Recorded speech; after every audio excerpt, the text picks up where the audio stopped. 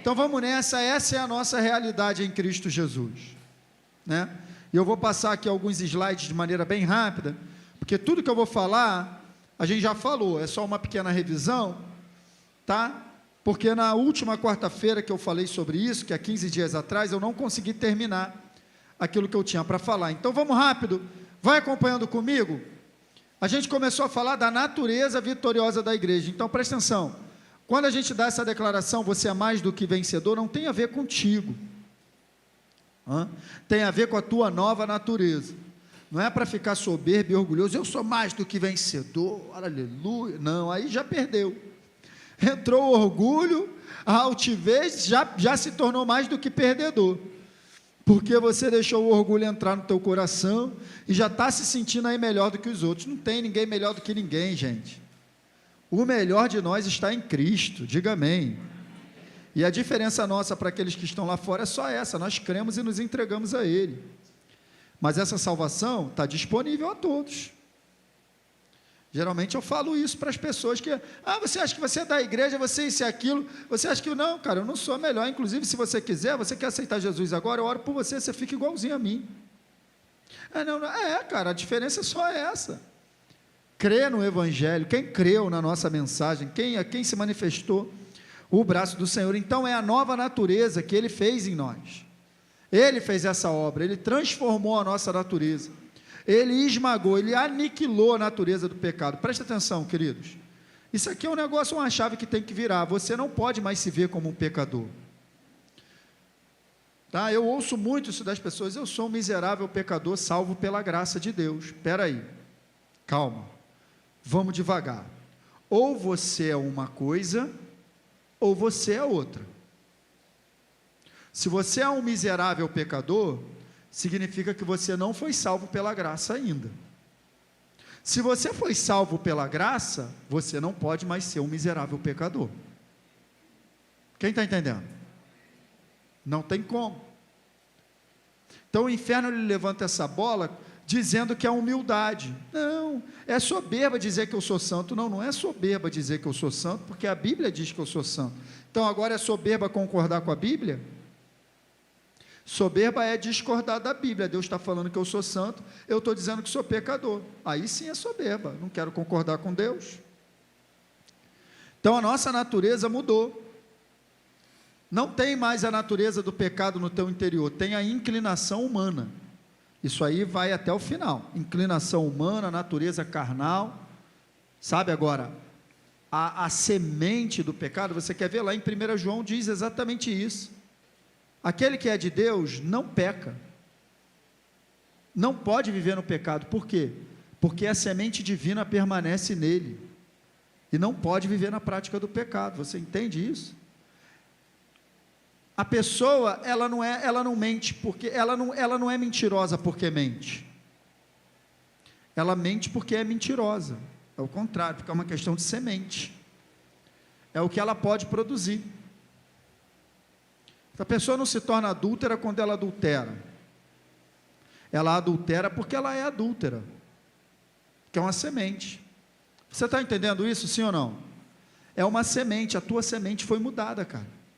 Lá no teu interior a tua natureza mudou, e é isso, e é essa é a natureza vitoriosa da igreja, a natureza santa, a natureza de Deus, dele fez pecado por nós, aquele que não tinha pecado, para que nele fôssemos declarados justos, está escrito, cara, ninguém será declarado justo mediante a obediência à lei, pelo contrário, mediante a lei a gente se torna mais consciente do pecado, mas agora se manifestou uma justiça, a parte da lei, justiça pela fé em Jesus Cristo, pronto,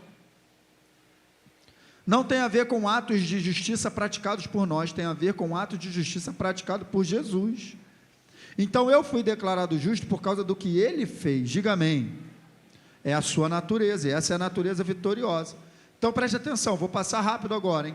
A igreja nasceu da vitória de Jesus na cruz, e vitória, por isso, é a natureza da igreja, gente. Então, eu e você precisamos considerar a nossa posição do ponto de vista da palavra de Deus.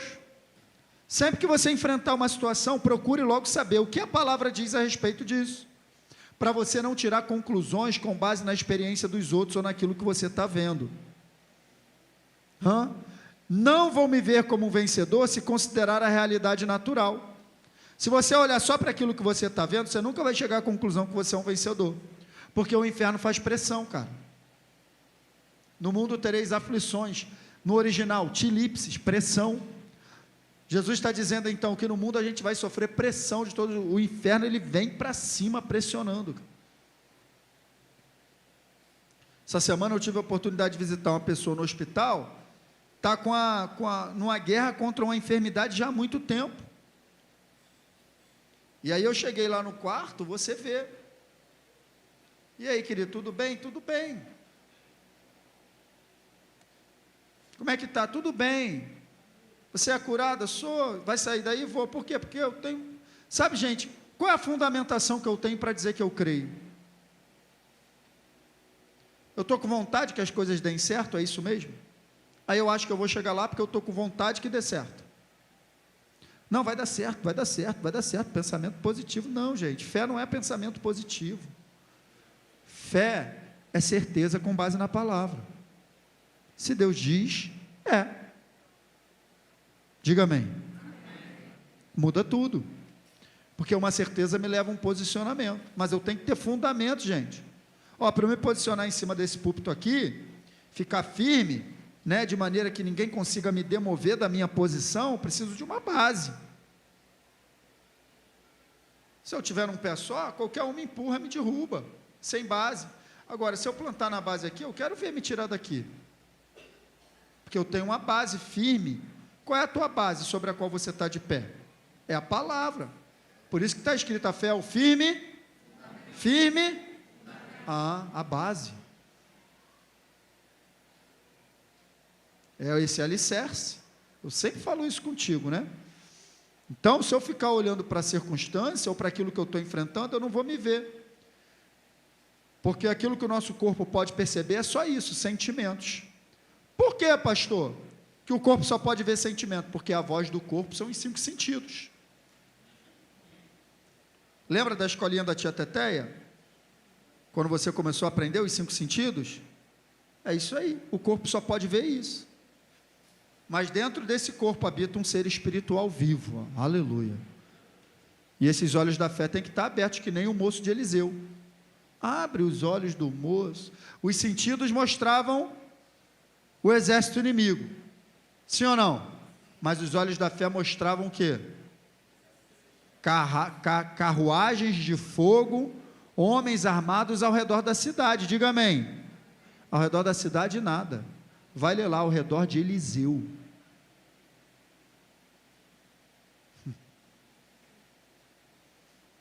Tinha um exército inimigo, cara, mas o exército de Deus estava aguardando a vida de Eliseu, cara. E ele faz só uma oração: Senhor, abre os olhos do moço. Você entende? Que você precisa abrir os olhos muitas vezes, porque se você ficar olhando só para o natural, você não vai se ver como um vencedor. Vamos lá. É o exercício da crença em Deus e em sua palavra que nos faz fé prática. A fé sem obra é morta. Vamos seguir. Não vencemos os problemas com os sentimentos que eles provocam. O sentimento que o problema que chegou provoca é só de derrota. Você ficar chorando. Eu contei já meu testemunho para vocês. Quando aconteceu situações comigo, eu já vi outras pessoas, eu recebi essa palavra. Você pode ter 2 opções. Você fica aí sentado chorando e a gente enterra a tua filha, ou você se levanta e se posiciona em fé. A opção é essa. Porque o sentimento ele vai sempre jogar para baixo. Assim como também a gente está muito alegrinho porque aconteceu uma coisa boa. Sim ou não? Sentimento é isso. Sentimento vive só de acordo com aquilo que vê. Mas eu e você não podemos tomar decisões quando está muito alegre nem quando está muito triste. Porque o sentimento engana a gente, sabe? Eu sou o vencedor porque o que, gente? É só por isso. Porque você é a igreja de Cristo. Aleluia. A vitória que vence o mundo é o exercício da fé na minha nova E aí a gente começou na outra aula, ou no outro culto, né? Eu falo até como aula, porque é assim que eu prego mesmo, recebendo entendimento. E aí eu falei contigo, né? Sobre Efésios 1,17, é exatamente a oração que Paulo faz, para que a gente possa ver claramente, compreender quem é Cristo e tudo que ele fez.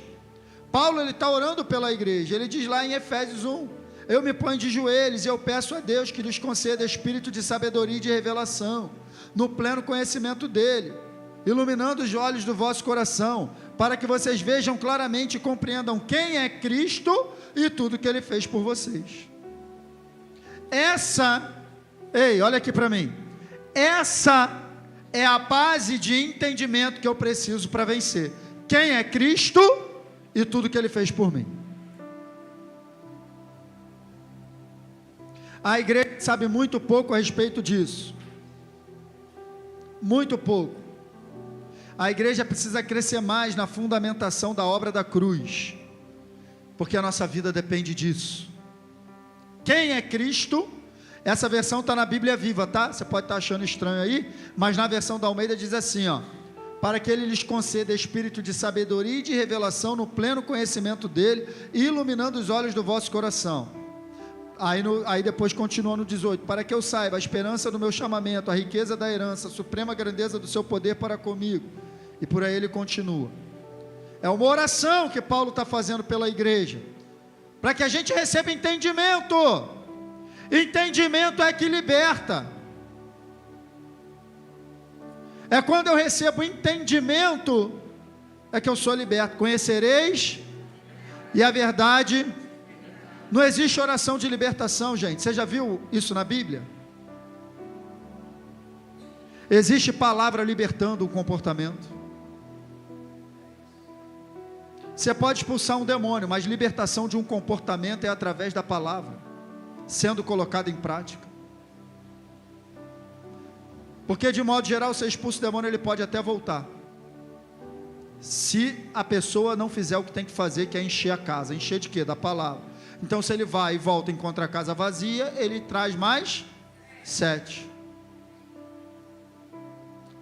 Você entende isso, gente? Libertação é a prática da palavra.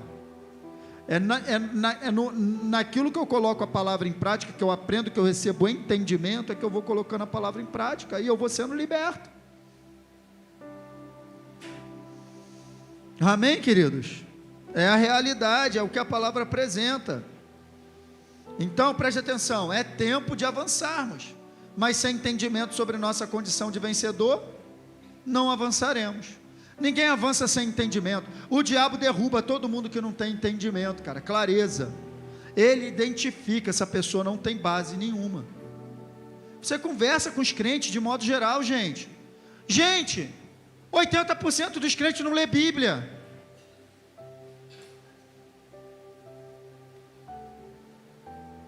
Quer vencer? Não lê Bíblia. Não tem entendimento algum. E é a única coisa que destrói o povo. Meu povo é destruído? Não é pelo diabo, não. Por falta de conhecimento, entendimento. Porque não recebe entendimento. Se eu não tenho entendimento, eu tomo rasteira toda hora, gente. Pô, peraí, vem cá. Alguém aqui que não entende de carro, quando foi comprar um carro, ficou com medo de ser enrolado, sim ou não? Por quê? Porque não tem entendimento. Quando a gente não tem entendimento, a gente é enganado fácil. Se eu for comprar um instrumento musical, eu vou levar o Ronald comigo, vou levar o Samuel, vou levar o Fabrício, vou levar o Gutierrez, vou levar os caras que entendem. Por que o pessoal volta e meia, Luiz? Pô, comecei a correr agora e tal. Porque quer receber entendimento de quem conhece, de quem sabe. Meu Deus, a igreja sem entendimento está morta. Está morta, não tem entendimento de nada. Deus não fez você para você viver da mensagem do pastor de domingo e de quarta-feira. Não, você tem que buscar entendimento por você. Por você. Esse livro é para você. Esse livro não é só para o pastor ler, não. Nem entender, não. Esse livro é para você ler e entender. Esse livro é a tua vida. Esse livro é Deus falando contigo. Para que você receba. Aí você está firme. Qual é a base que eu tenho para combater um sintoma de enfermidade quando ele chega? Base de entendimento que eu tenho, que eu fui curado na cruz há 2023 anos atrás. Qual é a base de entendimento que eu tenho para combater uma situação na minha casa? A base de entendimento de saber que o nosso inimigo não é carne nem sangue, e que eu não estou lutando contra o meu marido nem contra a minha mulher, eu estou lutando na região do espírito, no mundo espiritual. Porque quem não tem entendimento, briga um com o outro e o diabo está dando risada, batendo palma, porque nem identificar o inimigo verdadeiro a gente sabe, fica um brigando com o outro, dentro da igreja, um sem falar com o outro, e o diabo está batendo palma, porque nem identificar o verdadeiro inimigo o crente consegue. Gente, a gente tem que crescer. Aí ficam lá atrás, um aqui na frente, adorando a Deus, não falam com o outro. Está adorando a Deus mesmo? Não está adorando a Deus. Só quero te falar, Deus não está recebendo a tua adoração. Se você está aqui dentro, levantando a mão, sem falar com o teu irmão, porque é isso que está escrito. Deixa a tua oferta no altar, vai lá e se entende com ele primeiro, depois vem me adorar. Ah, pastor, mas não foi eu que fiz. Dá teu jeito, vai atrás. Já falei, quem pede perdão primeiro é um armaduro, não é quem está errado.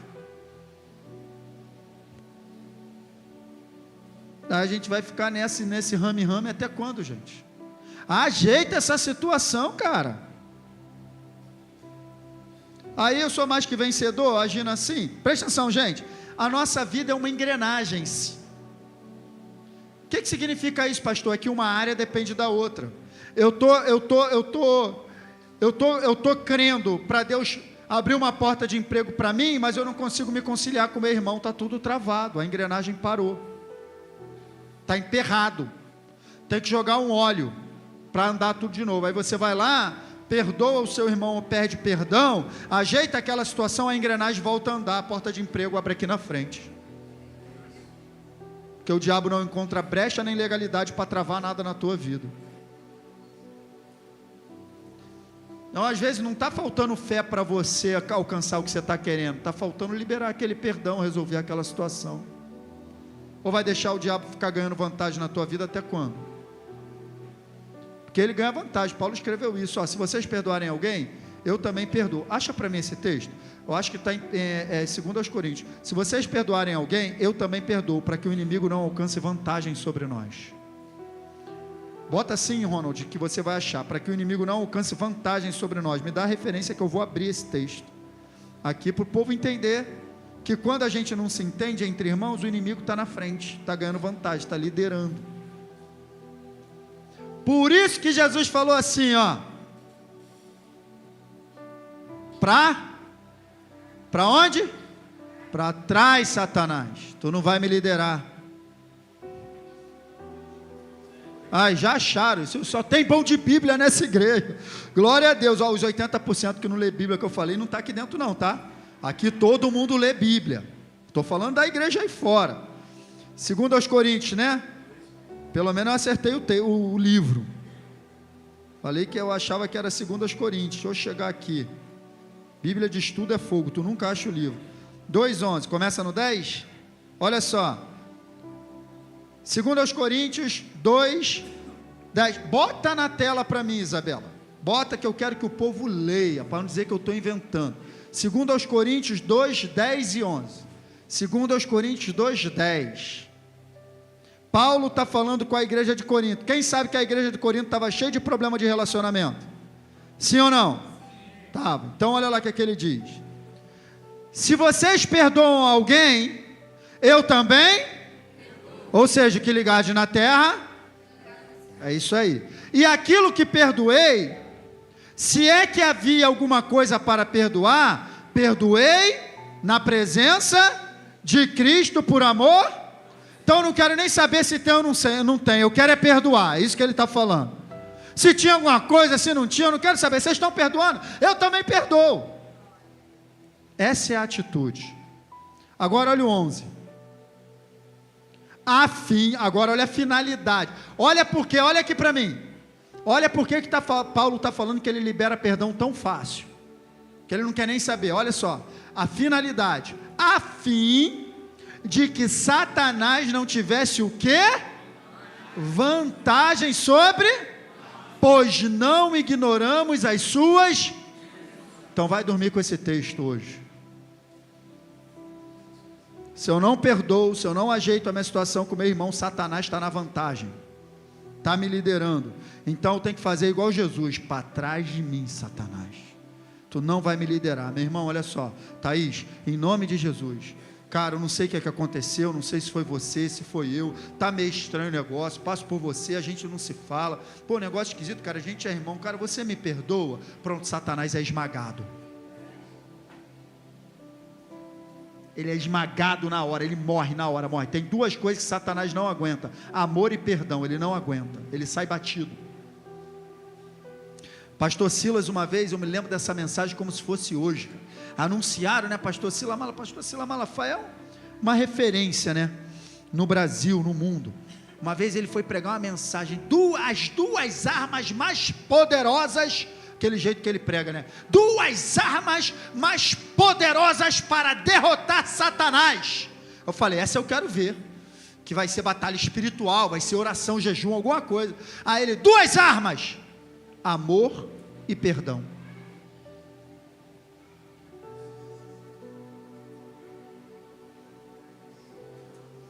Pode voltar lá para os meus slides que eu vou voltar para a mensagem.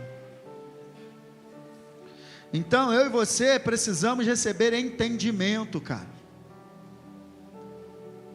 Entendimento é que faz de nós mais do que vencedores. Eu vou te dizer, a proporção da vitória que você vai viver na tua vida é a proporção do entendimento que você tem. Boa frase, hein? Pode anotar. A proporção da vitória que você vai viver no seu dia a dia é a proporção do entendimento que você tem dessa palavra. Na mesma proporção. Sem entendimento não avança, não tem vitória, tá? E a gente leu exatamente Mateus 16, né? Esse entendimento, que quem Jesus é, o que ele fez. Tu és o Cristo, Filho do Deus vivo, e sobre esta pedra, sobre essa rocha, sobre esse entendimento, sobre essa revelação, vou construir a minha igreja. Então a igreja é edificada com base na revelação de Jesus como Cristo. Era isso que ele estava falando para Pedro. A minha igreja, Pedro, será edificada, ou seja, construída sobre o fundamento de Jesus sendo revelado como Cristo. Porque eu não sei se você sabe, mas Cristo não é o sobrenome de Jesus. Cristo é uma palavra que traduzida significa o enviado, o ungido de Deus. Então Jesus, o enviado, o ungido. Então Pedro, ele teve essa revelação: tu é o Filho de Deus, tu és o Cristo, tu és o Filho de Deus vivo, tu é o enviado, tu é o ungido de Deus. E sobre essa revelação de Jesus como ungido de Deus, como Filho de Deus, a igreja cresce, é edificada. A edificação da igreja depende da revelação, tá, gradativa que vamos tendo de Jesus e tudo que ele fez. E aí, ó, onde não há revelação divina, o povo, Provérbios 29, 18, tá? Salmo 119, 130. A tua palavra esclarece e dá entendimento aos simples. Diga amém. É, pouca gente, agora tá ficando esperto. Então não é a palavra, é a revelação da tua.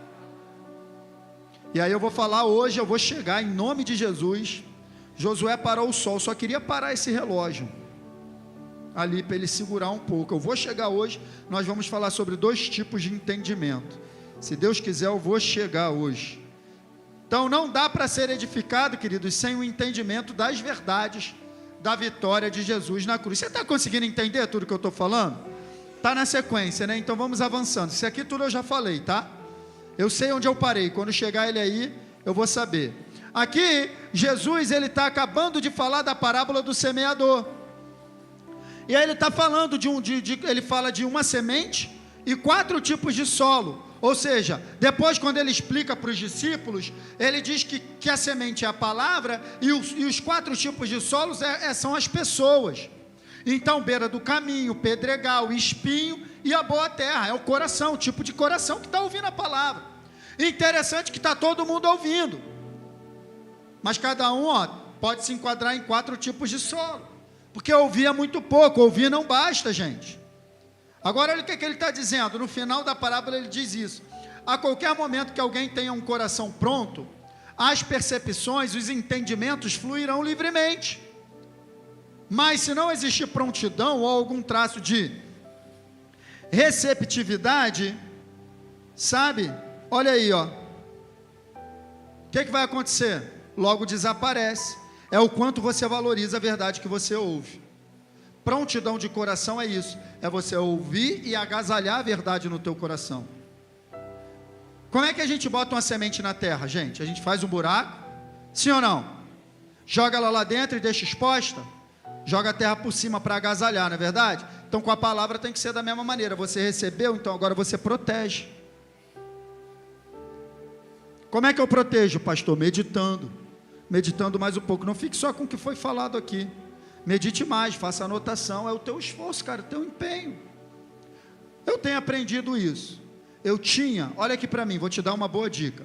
Eu tinha uma percepção de que revelação da palavra era algo assim que vinha num ambiente totalmente espiritual. Era algo assim que eu tinha que orar umas 3 horas, Espírito Santo, falar em língua, quando o fogo estivesse pegando, eu fosse ler a Bíblia, as páginas iam pegar fogo, Deus ia me revelar alguma coisa. Sabe o que eu tenho aprendido? Se você sentar com a Bíblia aberta, pegar mais 2, 3 versões da palavra, da Bíblia, pega a Almeida, pega a NVI, pega a Bíblia Viva, pega a Nova Tradução na linguagem de hoje, bota na tua mesa. Pega um dicionário, bota na tua mesa, começa a ler, gerou, não entendeu muito bem, lê em outra versão, tu vai ver o quanto de revelação tu vai receber.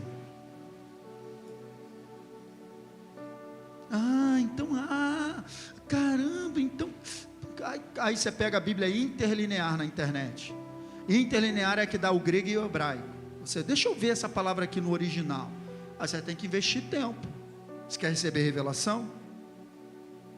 Tem que investir tempo. Aí você vai lá na interlinear, na internet, que ela não tem papel, né? Agora a Joyce Meyer lançou, já comprei. A Joyce Meyer lançou a Bíblia amplificada em português, estava todo mundo esperando, já comprei, já está lá em casa, chegou um dia desse. Bíblia amplificada. Aí você pega uma Bíblia de estudo, não se prende no comentário que o cara está fazendo não, mas lê o que ele disse, de repente. Vai, sabe, cara, se dedica, estuda a Bíblia. E lógico, ora, né? Porque sem o Espírito Santo não dá. Sabe? Então é exatamente isso. E no verso 15 ele diz isso aí, ó. Pois o coração desse povo se tornou insensível. Estão ouvindo de má vontade. O que é coração insensível? Está ouvindo de má vontade. Eu estou aqui, mas meu Deus, aquele feijão que eu tenho que catar, tenho que botar para cozinhar, aquele negócio todo, tenho que cortar aquela cara, amanhã tem almoço para fazer, aquele filho para a escola, tem que passar aquela roupa, está na máquina, deixei aquela roupa batendo, será que já bateu? Eu esqueci de botar amaciante, Jesus, vou pegar, lavar aquele tênis, meu filho está no trabalho, amanhã eu vou fazer isso. Está ouvindo de má vontade. Cara, não é de má vontade assim no sentido de que você está fazendo má vontade. Não entenda dessa maneira, mas o próprio inimigo ele levanta distrações aí na tua mente para você não pegar nada. Não é que você vem para cá de má vontade, não é isso que eu estou dizendo. Estou dizendo que o próprio inimigo ele vai levantar distrações.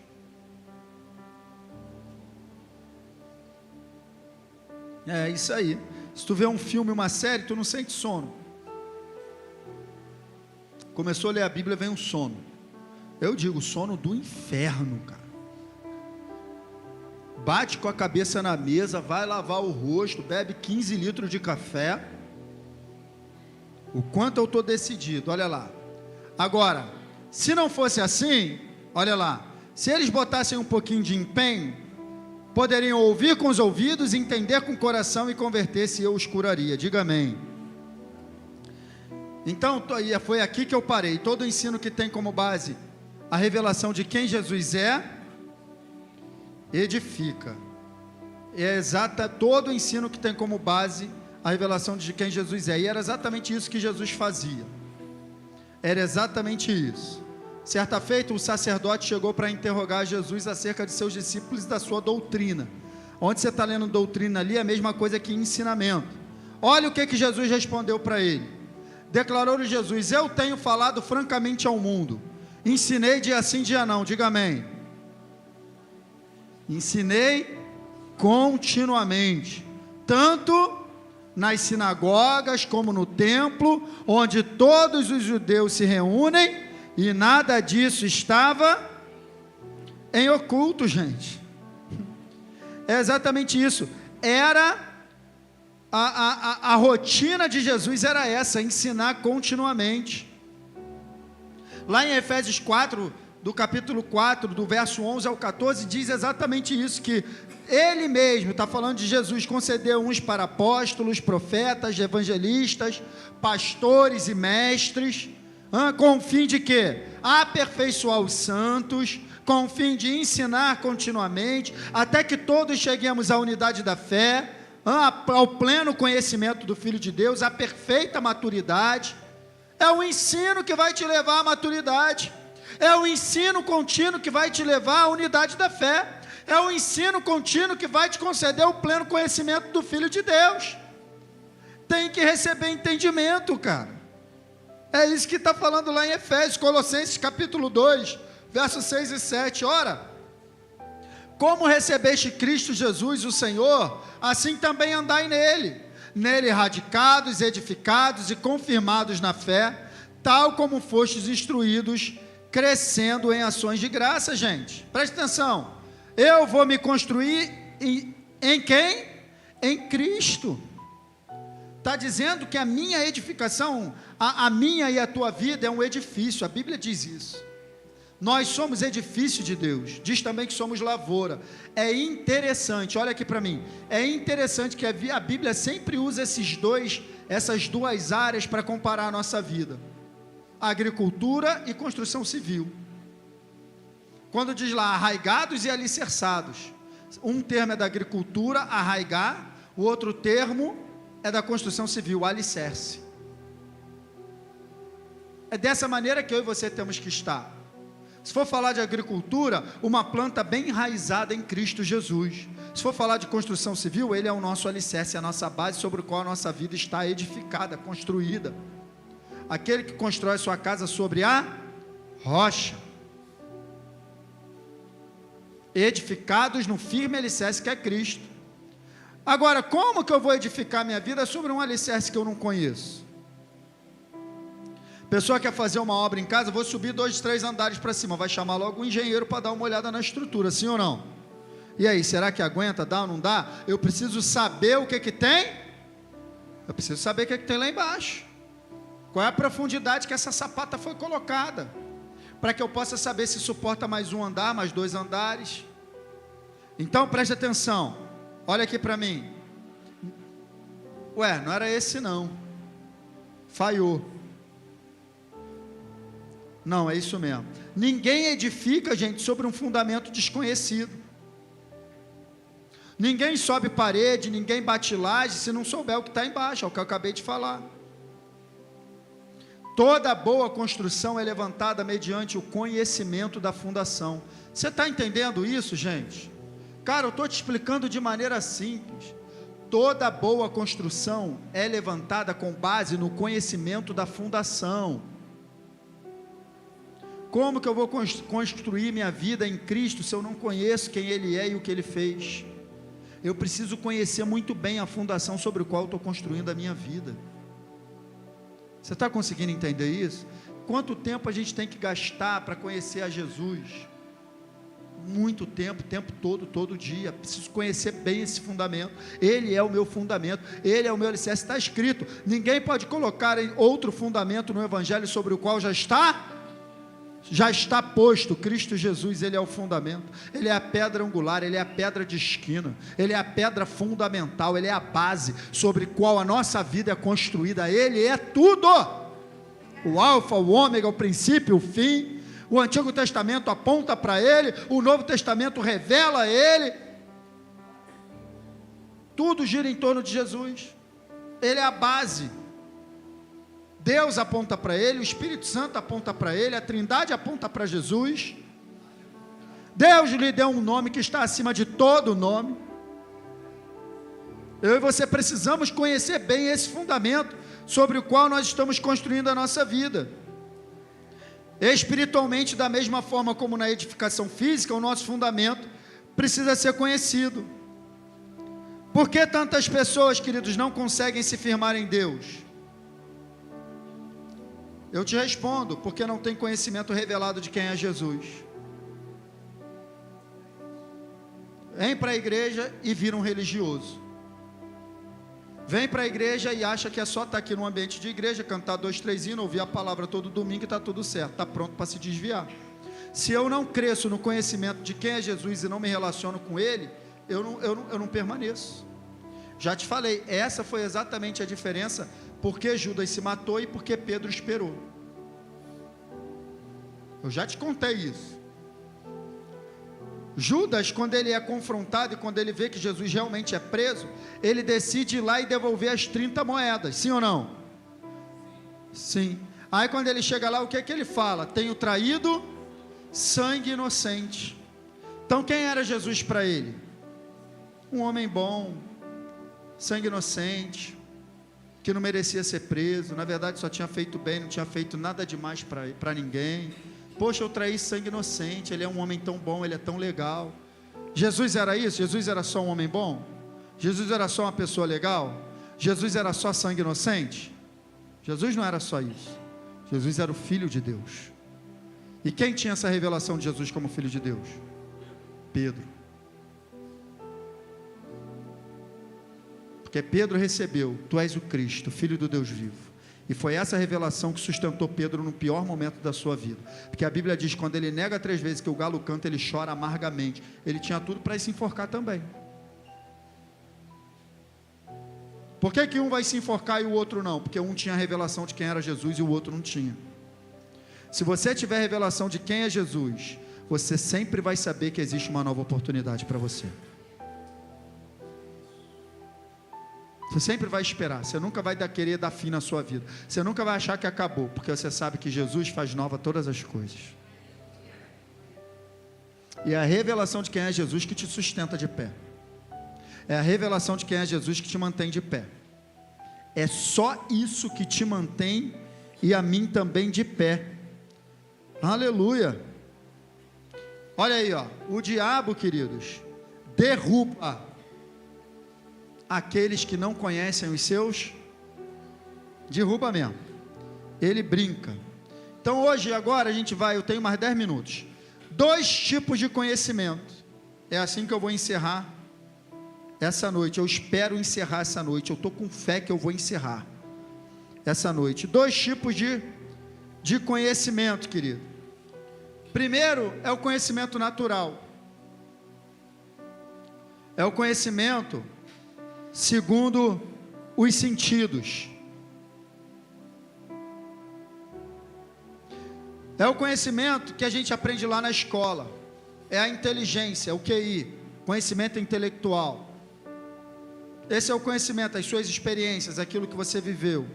Esse é um tipo de conhecimento, conhecimento natural. Outro é o conhecimento revelado. Conhecimento revelado, de modo simples para você entender, é o conhecimento. Ei, olha aqui para mim. Conhecimento revelado é o conhecimento de Deus adquirido através da pessoa do Espírito Santo. Ele é o agente revelador. Sem o Espírito Santo, ninguém recebe conhecimento revelado da parte de Deus. Pode ler a Bíblia, sem a força do Espírito Santo, vai receber conhecimento natural, intelecto, vai andar só na superfície. Agora, só o Espírito Santo pode revelar aquilo que Deus escondeu nas Escrituras. Por isso Jesus falava por parábolas, de maneira que quem não tivesse interessado não entendia nada, mas ele estava sempre revelando para os discípulos e explicando. Nós somos esses que recebem explicação pessoal do Espírito Santo hoje. Ele te chama para o canto e ele te explica, ele te ensina. O Espírito Santo é o teu professor, ele é o teu professor. Então preste atenção, 2 Timóteo, é isso? Esse tipo de conhecimento não vem de maneira natural. O Espírito Santo é o conhecimento que vem de dentro, viu? Conhecimento natural, ei, olha aqui a diferença, vem de fora para dentro. Conhecimento revelado, de dentro para fora, porque o Espírito Santo habita no teu espírito, dentro de você. E é lá que as verdades serão reveladas. E do teu espírito vai fluir uma verdade. Aí você fala assim: caramba! Já aconteceu isso com alguém aqui? Levanta a mão aí. Lê na Bíblia o negócio, você: caramba, é isso. Sim ou não? Já aconteceu, sim ou não? Da onde você acha que veio isso? Veio lá do teu espírito, para a tua mente, explodiu na tua mente. Conhecimento natural faz esse caminho, passa pelos sentidos do corpo, é processado na mente e pode ou não entrar para o espírito. Conhecimento revelado é o contrário, ele vem do espírito, explode na mente e a gente abre a boca para falar. Está entendendo isso, sim ou não? 2 Timóteo 3, 16 e 17 diz isso aí, ó. Toda a escritura é o quê? No original essa palavra no grego é theopneustos. Toda a escritura tem o sopro de Deus. É sopro. Sabe aquele sopro de Gênesis 1? E soprou, é essa palavra aí. Assim como Deus soprou a sua própria porção dentro do homem, Deus soprou dele mesmo na sua.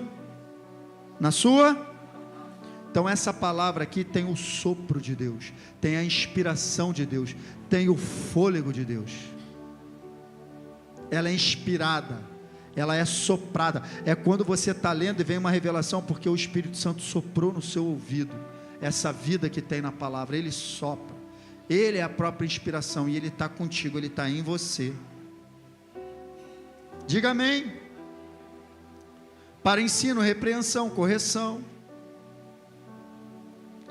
Então, em relação à verdade espiritual, o Espírito Santo é o que, gente? Eu já te falei aqui do filme, não lembra da máquina? Quando botava lá na máquina para revelar o negativo, aí você via as fotos no negativo. Então tem um agente químico que faz aquela revelação. O Espírito Santo é o agente que revela. Quem aqui lê, quando lê a Bíblia, marca assim colorido? Bota o marca-texto. Então o Espírito Santo, ele faz isso de forma espiritual. Ele traz cor à palavra. Isso que a gente faz de modo natural, pintando, para a gente, ele faz isso de forma espiritual. Ele traz uma vida, ele traz um colorido para a palavra, ele acende. Ele te mostra, o Espírito Santo faz isso. E a palavra de Deus, gente, tem muito a falar sobre isso. Presta atenção. As coisas encobertas pertencem ao Senhor, mas as reveladas, presta atenção nisso aí, hein? As reveladas pertencem a quem? A nós quem? E a nós e a nossos filhos para que cumpramos. Então, foi hoje de manhã, ou foi ontem de manhã que eu estava aqui na oração e eu li exatamente o texto, também da parábola do semeador, mas se eu não me engano eu li no livro de Marcos, não foi? Tem um versículo lá que diz assim, ó: não há nada oculto que não seja para ser, tu conhece, né? Quantas vezes você já ouviu esse versículo num contexto de pecado? Levanta a mão aí. Várias vezes. As pessoas usam muito esse versículo: não tem nada oculto que não venha a ser revelado. Sim ou não? Mas não é esse contexto dessa palavra. Essa palavra está dentro do contexto da parábola do semeador. É só você pegar lá. Agora eu não lembro, foi Marcos que eu li. Eu li isso aqui ontem de manhã na oração. Achei já. Marcos capítulo 4. Ele contou a parábola do semeador. Depois no verso 13, ele explicou para os discípulos a parábola. Vai marcando aí na tua Bíblia. Aí olha só a partir do verso 20. Outras pessoas são como a semente lançada em boa terra. Ouvem a palavra, aceitam e dão uma colheita de 30, 60 e até 100 por 1. Então ele chegou no final da parábola. E ele está falando agora da boa terra. Ele está explicando aos discípulos quem é a boa terra. Que ouve, aceita a palavra, compreende e dá uma colheita. Aí depois ele entra no 21. Ele lhes diz: quem traz uma candeia para ser colocada debaixo de uma vasilha ou de uma cama? Acaso não coloca no lugar apropriado? Olha o 22. Porque não há nada oculto, senão para ser revelado, e nada escondido, senão para ser trazido à luz. Ele está falando, o que está escondido que é para ser revelado? a revelação da sua palavra para nós. É disso que ele está falando. Ali, ó, as coisas reveladas pertencem a quem? A nós. Não há nada oculto que não seja para ser revelado para os seus filhos. Ele falava em parábola para excluir quem não queria seguir. A Bíblia é um livro que você só lê na ativação do Espírito, porque tem verdades escondidas aqui. Mas está escondida de mim? Não, está escondida para nós. Porque o Espírito Santo é esse que acha, é esse que traz à tona. Porque o que está revelado é para nós, o que tem que ser revelado para nós, gente. Preste atenção. O mistério que estava oculto dos séculos e das gerações, agora todavia, se manifestou a quem, gente? Aos seus santos. Colossenses 1:26. Então o mistério, esse negócio de, na vontade de Deus é um mistério. Aí um fala um negócio para o outro, isso aí, varão, mistério, varão. Mistério, que mistério, cara? O mistério foi revelado. Olha aí, ó. Mistério que estiver oculto, agora todavia, se manifestou para quem? Para o mundo? Para o mundo? Para nós. Olha o verso 27. Aos quais Deus quis dar a conhecer, ou seja, revelar, qual seja a riqueza da glória deste mistério entre os gentios. E qual é o mistério? Cristo em vós, a esperança da glória. Esse mistério já foi revelado. No original a palavra é essa aí, mysterion, coisas escondidas, segredos, alguma coisa que a pessoa não pode entender, exceto pela revelação divina. Deus, só que você tem que entender o seguinte: Deus, ele não está mais escondendo nada de você, uma vez que ele quis já dar a conhecer o seu filho. Ele já revelou Jesus. Então preste atenção, a oração, vamos voltar para a oração agora, outra parte da oração de Paulo pela igreja, agora em Colossenses. Esforço-me para que eles sejam fortalecidos em seu coração, estejam unidos em amor e alcance toda a riqueza do que, gente? Do pleno entendimento, a fim de conhecerem plenamente o que?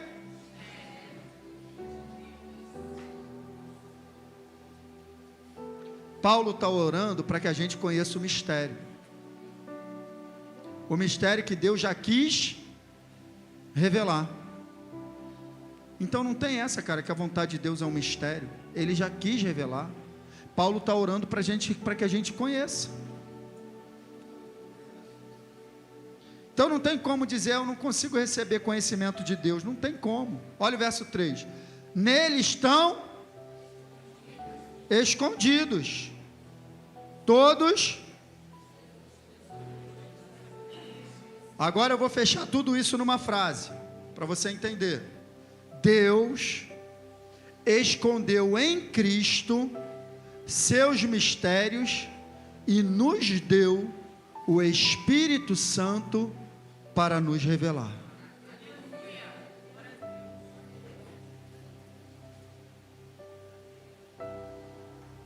É isso. Ele escondeu em Cristo os seus mistérios, mas nos deu o seu Espírito para nos revelar. E é nessa revelação que a igreja tem que andar, gente. Porque é esse mistério que está oculto para muitos, mas não para nós, é que nos sustenta. É nessa revelação que você vai entender que você é mais do que vencedor. É nessa revelação de quem Cristo é e o que Ele fez, que você vai entender que nada do que você enfrenta pode mudar a sua condição em Cristo. É nessa revelação que você vai saber que tudo que você enfrenta já está vencido. Mas para isso, eu preciso me dedicar, a receber, queridos, essa revelação. Não está na superfície, queridos. Não está na superfície. Aí eu te pergunto, o motivo de Deus ter escondido o seu mistério em Cristo é para não ser achado? É para não ser achado? Pô, não é para não ser achado. é para não ficar exposto.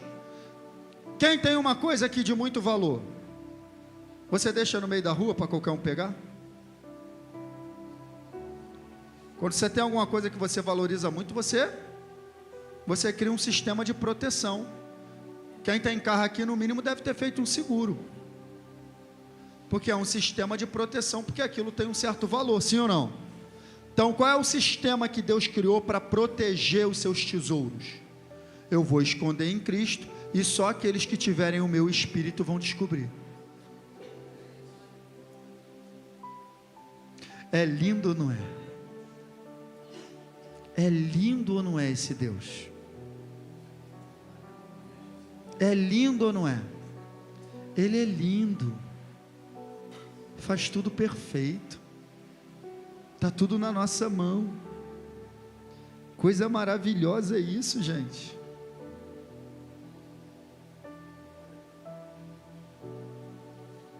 Porque o conhecimento revelado está escondido em Jesus, para que não fosse achado sem que o Espírito Santo nos revele. É uma maneira também, sabe, de criar uma coisa chamada dependência. Você vai ter que depender do Espírito Santo para poder receber revelação. Aí você vai ter que buscar relacionamento que gera intimidade, que gera revelação. Se não fosse assim, a gente não buscava Deus. A gente depende dele, cara. Você está entendendo isso, sim ou não, queridos?